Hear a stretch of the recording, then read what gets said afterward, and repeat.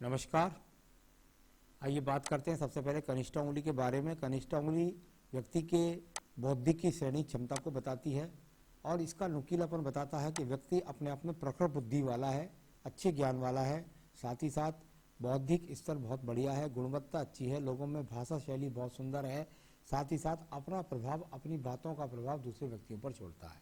तो ये सब गुण जो हैं अच्छी याददाश्त तक के आपके बुढ़ापे तक आपका साथ देने वाले हैं। बात कर लेते हैं आपकी सूर्य की उंगली के बारे में। सूर्य की उंगली जानी जाती है राज्य सरकार से संबंधित कार्यों से लाभ लेने के लिए, राज्य सरकार से संबंधित अड़चनों के लिए।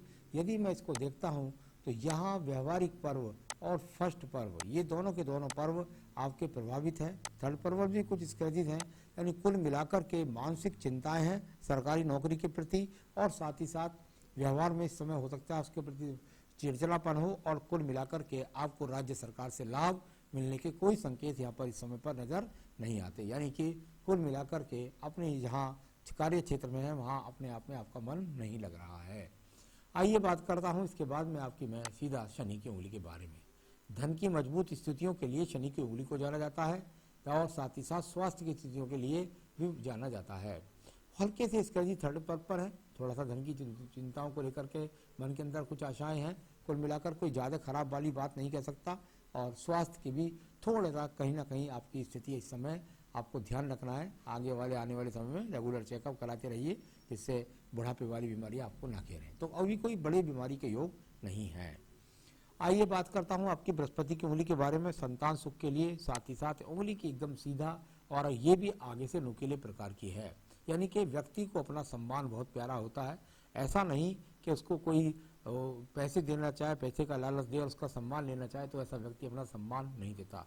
कुल मिलाकर के अच्छे विचारों वाला, भगवान की भक्ति करने वाला और परिवार की जिम्मेदारियों को निभाने वाला, ये यहाँ पर आपकी सारी उंगलियों के गुणों को दर्शाता है। मैं बात करता हूँ बुध पर्व के बारे में। बुध का पर्व मैंने हमेशा बताया कि बुध पर्वत पर यहाँ पर स्पष्ट रूप से रेखाओं का खड़ा होना जरूरी है। थोड़ा सा यदि वो रेखाएं आपस में इलिझ करके चलती हैं, कुछ कट करके चलती हैं, तो ये अपने आप में कह सकते हैं कि भाई जो धन के आगमन है वो आने वाली आवश्यकताओं को पूरा नहीं कर रहे। यानी कहीं ना कहीं आपके जुनून के अंदर कोई ऐसी चीज है जो आप पूरी करना चाहते हैं, और वो यहाँ आवश्यकता से, उस धन से वो आवश्यकता पूरी नहीं हो रही है।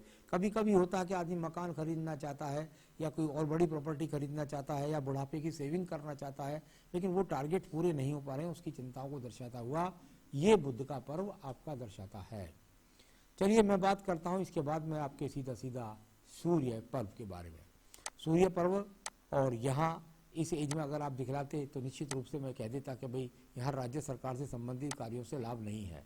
ये पहले बहुत अच्छी रेखाएं बनी होंगी उस समय पर, लेकिन यहाँ कुल मिलाकर के अब ही मैं देखता हूँ तो यहीं उंगली पर राज्य सरकार से अड़चने हैं। साथ ही साथ राज्य सरकार से कोई झगड़ा मुकदमा हो तो उसमें भी इस समय वजी प्राप्ति के कोई योग नहीं दिखाई देते। तो इस तरह का सूर्य पर्व अभी आपका कहीं से भी, और उंगली आपको कहीं से भी सपोर्ट नहीं कर रही है। मैं बात करता हूं इसके बाद में आपके धन पर्व के बारे में। शनि का पर्व, धन का पर्व, जो धन की स्थितियों के साथ साथ रोगों की स्थितियों के लिए जाना जाता है। ईश्वर कृपा से यदि मैं देखता हूं तो भाग्य रेखाएं आपके पास हैं, यानी कुल मिलाकर के ये वो भाग्य रेखाएं हैं जो बताती हैं आपके जीवन के अंतर्गत आपका बुढ़ापे तक आपके जीवन सुखी रहेगा, आप निश्चिंत रहिएगा, आपको किसी न किसी तरह से भाग्य साथ देता रहेगा और सुख सुविधाएं आपके साथ बनी रहेंगी। यहाँ बात करता हूँ मैं इसके बाद में आपके बृहस्पति के पर्व के बारे में। बृहस्पति का पर्व जो मकान के लिए जाना जाता है, पत्नी सुख के लिए जाता है, संतान सुख के लिए जाना जाता है। यहाँ पर मिक्स होकर के रेखाएं चलती हैं। जब रेखाएं आड़ी होकर के शनि पर्व को जाती हैं, ज्ञान से धन कमाता है। जब दो रेखाएं मंगल रेखा से और खड़ी हो जाती है, व्यक्ति का स्वयं का मकान होता है। और यहाँ थोड़ी सी आड़ी होकर के जब हृदय के संबंधित होती है तो व्यक्ति को थोड़ा सा परिवार से संबंधित लोगों के प्रति चिंता रहती है। तो इस प्रकार से हृदय पर्वत के यहाँ पर ये फल है बृहस्पति पर्व के। अब ये बात करता हूँ मैं आपकी हृदय रेखा के बारे में। हृदय रेखा, और यहाँ अगर देखो तो उसका थोड़ा सा मोटा प्रारूप है, यानी कुछ मन की चिंताओं को लेकर के चला व्यक्ति, अपने जीवन के टारगेटों के प्रति चलता रहा और बृहस्पति तक पहुंच गया। यानी हृदय रेखा अगर जाकर बृहस्पति के पर्व तक पहुंच जाती है तो एक बात निश्चित है कि व्यक्ति के जीवन के अंदर उसका मकान भी निश्चित बनता है, उसे संतान में पुत्र संतान भी अवश्य होती है, और साथ ही साथ अगर किसी बड़े रोग की बात करता हूं तो वर्तमान में किसी भी प्रकार का कोई बड़ा रोग भी यहाँ पर नहीं है। तो ये इस तरह के संकेत हैं जो मन में ज़्यादा बेचैनी तो नहीं है, कुल मिलाकर के हाँ थोड़ा सा कह सकता हूँ हल्का फुल्का कोई अशांति, बस इतना ही बस कह सकते हैं। आइए बात करता हूँ मंगल पर्व, कर्म पर्व के। कर्म क्षेत्र का मंगल प्रथम पर्व बहुत सारे एक्स के साथ, बहुत सारी बाधाओं के साथ में बना हुआ है। यानी कि आपके कर्म क्षेत्र के अंदर मंगल क्षेत्र कर्म मंगल कर्म का क्षेत्र का भी होता है और कर्म क्षेत्र के अंदर एक्स के चिन्ह बने हुए हैं। यानी जीवन के अंदर आसानी के साथ व्यक्ति को कुछ भी नहीं मिलता। यानी जो व्यक्ति चाहता है उसके लिए इसको बहुत इंतजार करना पड़ता है, बहुत संघर्ष करना पड़ता है, तब जाकर के व्यक्ति को अपने जीवन की संसाधन मिलते हैं। व्यक्ति कर्म करता रहता है लेकिन उसके कर्म का पूरा फल आपको अपने जीवन के अंदर कभी भी संतुष्ट नहीं कर पाया होगा। चलिए मैं बात करूंगा इसके बाद आपकी बुद्धि रेखा की। मैंने बुद्धि रेखा के बारे में हमेशा बताया है कि बुद्धि रेखा अगर जाकर के आपके पूरे हाथ को पार करने लगे तो ऐसे व्यक्ति के जीवन के अंदर नौकरी करने के लिए ऐसे व्यक्ति विदेश तक भी पहुंच जाते हैं। यदि विदेश तक नहीं पहुंचते हैं तो व्यक्ति को देश के अंदर कई जगह ट्रांसफर्स का सामना करना पड़ता है, वरना नहीं तो घर से बहुत दूर जाकर के व्यक्ति जन्म स्थान से जाकर के जॉब करता है। कुल मिलाकर मंगल रेखा का बुद्धि रेखा का बैलेंस बहुत सुंदर है जो नौकरी को बैलेंस बना करके चलता है। तो बुद्धि की प्रखरता से आपने अपने जीवन के अंदर बहुत कुछ प्राप्त किया है। इससे निकलने वाली रेखाएं ये बताती हैं कि आपने जीवन के अंदर काफ़ी तरक्की की है। तो ये चीज़ें वो हैं जो बताती है कि बुद्धि से योजना बना करके चलते हैं, बहुत सहजता से साथ सब कुछ जोड़ पाएंगे अपने जीवन के अंदर। बात करता हूं मैं इसके बाद में आपके चंद्र पर्वत के बारे में।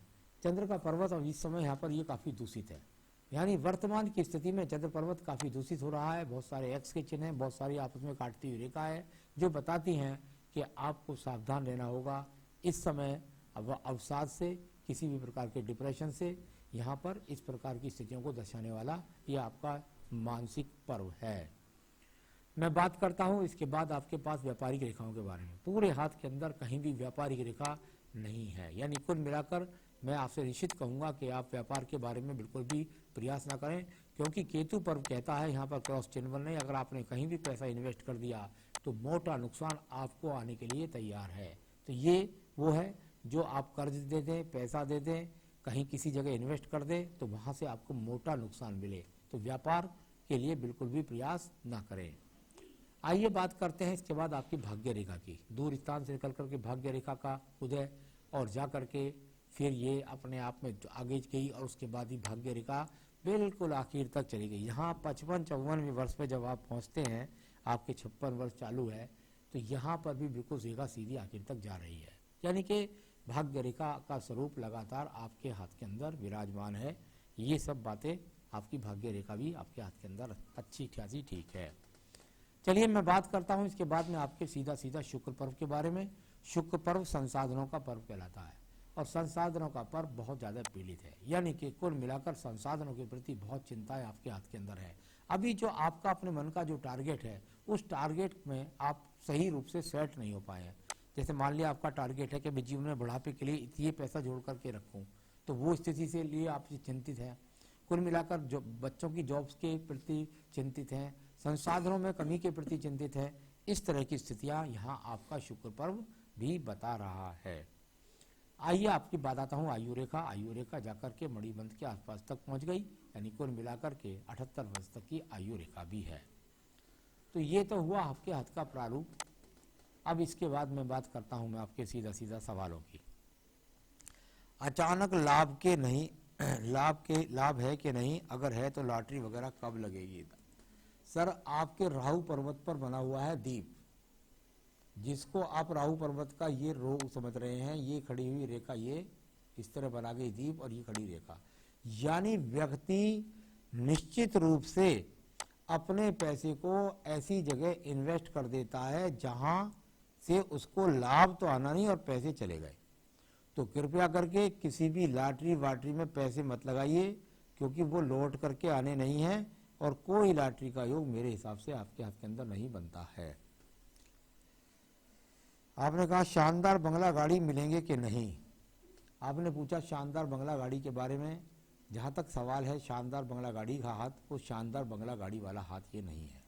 कुल मिलाकर के जीवन की आवश्यकताओं को जो मकान होता है वो आपके पास होगा, जो संसाधन में वाहन होता है वो आपके पास होगा। शानदार का शब्द का जो उपयोग वाली बात होती है वो वाली चिन्ह आपके हाथ के अंदर नहीं है। आपने पूछा है मेरा सीपीएफ नहीं कट रहा, मेरा जीपीएफ कटिंग हो रहा है और कोर्ट में मेरा मैटर भी चल रहा है। तो ये आपने पूछा है, मैं इसके लिए आपको बताने वाला हूँ कि देखिए मुझको देखना पड़ता है सूर्य पर्व के इन्वॉल्वमेंट को। यदि मैं यहाँ बहुत हल्की सी रेखा को देखता हूँ तो उसको बहुत सारी आड़ी रेखाएं भी काट रही हैं। ये आड़ी रेखा है, ये यहाँ पर काट रही है। तो ये आड़ी रेखा यदि नहीं काटती तो आपको कब से आपके हाथ के अंदर आप मुकदमा को विजयी हो जाते। मेरे हिसाब से अभी मुझे कहीं तक ऐसा नहीं लगता कि आपके जीवन में 3-4 साल तक आप मुकदमे में कोर्ट में कहीं विजय हो जाए। ऐसा मैं नहीं कहता कि विजयी नहीं होंगे, लेकिन अभी मुझे कहीं से कहीं तक की भी कोई संभावना नज़र नहीं आ रही है अभी के हिसाब से। आज में कोई रेखा और बन जाए तो बात दूसरी है कि सारे उंगलियों पर अर्धचंद्र बन जाए 10 की 10 उंगलियों पर, तो भी आदमी की संभावनाएं बन जाती है विजयी होने की। अभी मुझे कहीं पर भी यहाँ पर आपके जो है ऐसा नहीं लगता कि आपके जीवन के अंदर, हाँ इतना जरूर है कि आपके जीवन के अंदर भाग्य रेखा काफ़ी अच्छी सपोर्ट कर रही है। इसकी वजह से मुझे बहुत ज़्यादा संभावना है कि आपको जीवन के अंत तक पेंशन मिलेगी। ये जो आगे तक चली गई रेखा जा रही है काफ़ी आगे तक, इसकी वजह से मुझे बहुत ज़्यादा उम्मीद है कि आपको जो है अंत तक, क्योंकि ये रेखा वरना बनती नहीं एक साथ सीधी, तो ये आपको हो सकता है विजय दिला दे। लेकिन अभी अगर ये मुकदमे करते रहोगे तो मुझे नहीं लगता कि आप कभी कम से कम 3 साल तक आपको विजय में मुकदमे मिल पाएगी। तो हो सकता है आपके जीवन के कभी 2-3 साल और लगे मुकदमों में, उसके बाद आपको विजय प्राप्ति के मुझे योग लगते हैं। आगे चलकर स्वास्थ्य कैसा रहेगा? स्वास्थ्य तो वर्तमान में भी मैंने कहा थोड़ा संभावना मुझे लगती है, थोड़ा स्वास्थ्य के रेगुलर चेकअप में रहिएगा। कोई बड़े रोग की संभावना यहाँ मुझे अभी कोई नज़र नहीं आई। तो सर्जरी मंगल पर थोड़ा सा व्यवस्थित था, तो स्वास्थ्य का विशेष रूप से आपको ध्यान रखना है। मणिबंध रेखा में निख है, उसका क्या फल होता है? चलिए मैं देखता हूं कहाँ है निख, क्या है। ये मणिबंध की प्रथम रेखा है, ये मणिबंध की प्रथम रेखा है, ये मणिबंध के पीछे ये हो गया और इसके नीचे सारी की सारी जाल बन गए। टोटल यहाँ टोटल ये जाल बन गया। इसको आप ऊपर भी कह सकते हैं, इसको प्रथम पर्व के बाद सीखा गया। देखिए मणिबंध ऐसा कहीं से भी नहीं है आपका जिस मणिबंध के फल सुंदर बताए जाते हैं। मैंने हमेशा बताया कि मणिबंध की यदि 4 स्वच्छ रेखाएं हों, 3 स्वस्थ रेखाएं हों, 2 अस्वस्थ रेखाएं हों, तो उनके फल, यहाँ इनके बीच में लगातार जाली पड़ी हुई है। जब लगातार जाली पड़ी होती है तो ये क्या करती है, ये व्यक्ति के जीवन के अंदर हर कदम पर जाली डाल देती है, यानी आपको बाधा डाल देती है। इसका मतलब है कि आपके संसाधनों में भी बाधा, आप किसी चीज को लेने चलें तो बाधा, मकान लेने चलें तो बाधा, गाड़ी लेने चलें तो बाधा, अच्छा सांसद बनाए तो बाधा, किसी भी चीज में जाएं तो बाधा, यानी जालियां पड़ी हुई हैं लगातार। तो इसका मतलब इस प्रकार से जाना जाता है कि ये आपको जालियां प्रदान करती है। तो यह संसाधनों में जाली के लिए यह आपका मणिबंध है। क्या करें आप अपने जीवन में जो आपको मुकदमे में विजय प्राप्त हो? क्या करें आप जो आपको रोगों से बचे रहें? मुझे रोगों की चिंता है, मुकदमे में विजय की चिंता है, उसके लिए मैं आपको कुछ उपाय बताने वाला हूँ। आप रोजाना अपनी पूजा के अंदर एक तो देवी कवच जोड़ लीजिए। दुर्गा सप्तशती का देवी कवच होता है जो आपको सब रोगों से बचाएगा। साथ ही साथ आपकी बाधाओं के लिए मैं कहूँगा आपको संकट नाशन गणेश स्रोत का रोजाना पाठ करना चाहिए। संकट नाशन गणेश स्रोत का पाठ करना चाहिए। और मुकदमों में विजय प्राप्त करने के लिए आपको शनिवार के दिन बजरंगबली के मंदिर में जाएं, हनुमान जी के मंदिर में जाएं और वहां जाकर के, हनुमान जी के मंदिर में जाना, वहां जाकर के चमेली का तेल का दीपक जलाएं, 4 बेसन के लड्डू रखें और वहां सुंदरकांड पढ़ें। ऐसा प्रत्येक शनिवार को कम से कम 21 शनिवार जरूर करना चाहिए मुकदमों में विजयी प्राप्त करने के लिए। इतना करें। और नग आदि को पहनना चाहते हैं आप, या मुझे कोई अंगूठी पहनना चाहते हैं तो आप पुखराज पहन सकते हैं इस उंगली के अंदर। बस इतना करिए, जीवन में सुखी रहिए, यही मेरी शुभकामनाएं। नमस्कार।